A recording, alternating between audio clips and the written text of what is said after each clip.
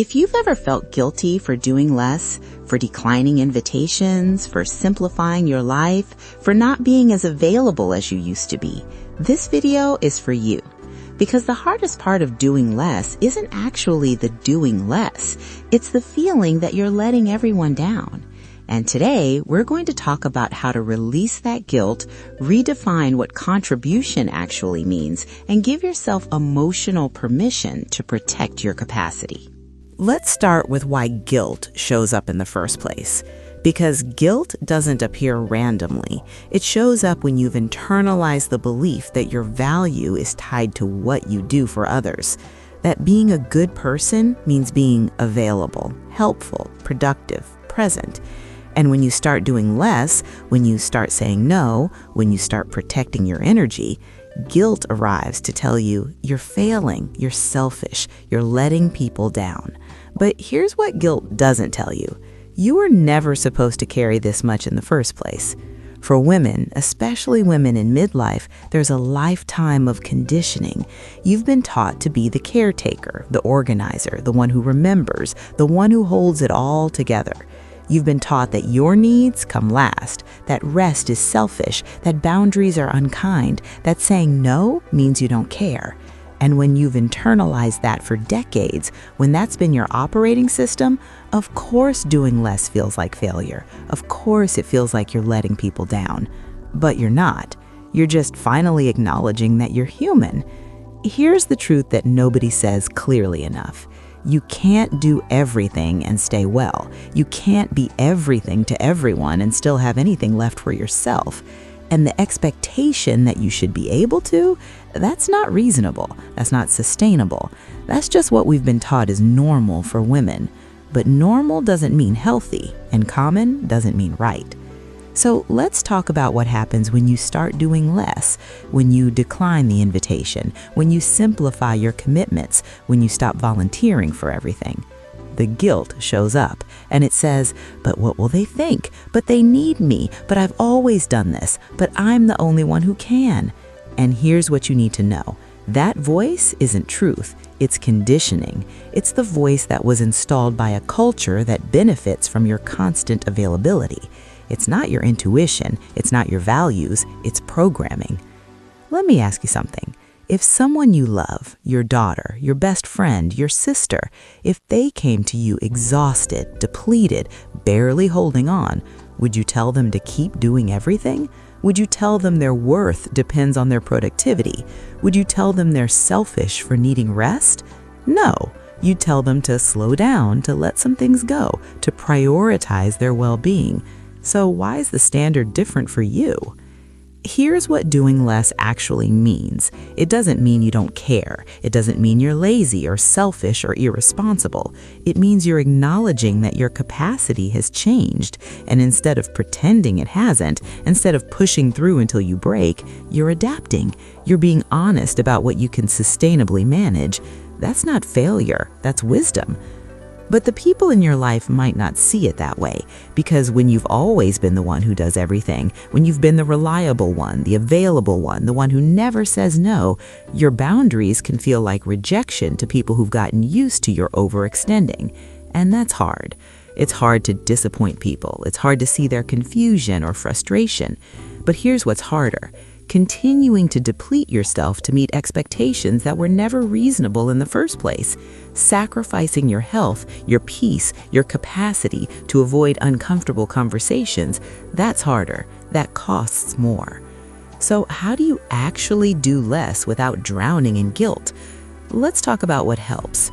First, you redefine what contribution means, because right now you probably measure contribution by output, how much you do, how many people you help, how available you are. But contribution isn't just doing. Contribution is also being present when you're there, being honest about your limits, modeling healthy boundaries. Contribution is showing the people in your life, especially the younger ones, that it's okay to prioritize your well-being, that you don't have to run yourself into the ground to be valuable. That's contribution too, maybe the most important kind. Second, You get clear on what actually matters, not what you think you should care about, not what other people expect you to prioritize, but what actually matters to you. Because when you're doing everything, you're probably doing a lot of things that don't actually align with your values. You're saying yes out of obligation, out of guilt, out of the belief that you have to. But obligation isn't the same as care, and guilt isn't the same as responsibility. So get clear. What do you actually want to say yes to? What feels aligned? What feels sustainable? What feels life-giving instead of depleting? And then, this is the hard part, let the rest go. Not forever, not dramatically, just let it go. Third, you practice saying no without over-explaining, because when you're conditioned to prioritize others, no feels like it needs justification. You feel like you have to prove why you can't, why you're too tired, why you need to decline, but you don't. I can't make it is a complete sentence. I'm not available is enough. You don't owe anyone a detailed explanation of your capacity, your energy, or your boundaries. And the more you practice this, the more you say no without the guilt-driven explanation, the easier it gets. Fourth, you let people be disappointed. This one's hard, but it's necessary, because if you're basing your decisions on whether or not people will be disappointed, you'll never do less. You'll never protect your capacity. You'll never prioritize yourself. Someone will always be disappointed. Someone will always wish you'd done more. And you have to decide, is their disappointment more important than your depletion? Is their expectation more valid than your need? The answer is no, but you have to believe that. And here's the thing about disappointing people.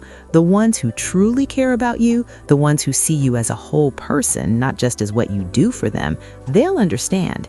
They might be surprised, they might need time to adjust, but they'll understand. And the ones who don't, the ones who can't accept that you have limits, that tells you something important about the relationship. Fifth, you remind yourself again and again that you're not responsible for managing everyone's feelings about your boundaries. You're responsible for communicating them clearly and kindly, but you're not responsible for making sure no one is ever inconvenienced, disappointed, or uncomfortable. That's not your job. That was never your job. Your job is to live in a way that's sustainable for you, to protect your capacity so you can actually be present for the things and people that matter most. That's it. That's the job. Now let's talk about what doing less looks like in practice, because it's not dramatic, it's not a big announcement, it's small, steady choices. It's saying, I'm not available this weekend instead of overcommitting. It's skipping the laundry for an extra day without guilt. It's ordering takeout instead of cooking when you're exhausted. It's skipping the event you don't actually want to attend. It's reducing your volunteer commitments to what feels sustainable. It's asking for help and accepting it when it's offered. These aren't failures, these are adaptations, and they add up. Over time, they create space, they create sustainability, they create a life where you're not constantly depleted. Here's what you need to hear. You're not letting anyone down by doing less. You're acknowledging your capacity. You're prioritizing sustainability over performance. You're modeling for everyone watching that it's okay to have limits. That's not selfish, that's self-preservation. And self-preservation isn't a luxury, it's a necessity. The guilt will still show up sometimes. That's okay, that's normal. You've been conditioned for decades to believe that your value comes from doing. That voice doesn't disappear overnight, but you don't have to listen to it. You can acknowledge it, oh, there's the guilt again, and still make the choice that protects your capacity. You can feel the guilt and still say no. You can feel the guilt and still do less. The guilt doesn't get to make the decision. One more thing. Doing less doesn't mean doing nothing. It doesn't mean abandoning your responsibilities or your relationships. It means doing what you can sustainably manage and releasing the rest. It means being present for what matters most instead of stretched thin across everything. That's quality over quantity, intention over obligation. That's not less. That's better. So if you're feeling guilty about doing less, if you're worried you're letting people down, I need you to hear this. You're not. You're adapting to a reality that requires you to live differently than you used to. You're acknowledging your capacity instead of pretending they don't exist. You're prioritizing your well-being so you can actually sustain the life you're living. That's not selfish, that's necessary. And anyone who truly cares about you will understand that. If this resonated, I'd love to see you here for more calm, honest conversations about midlife.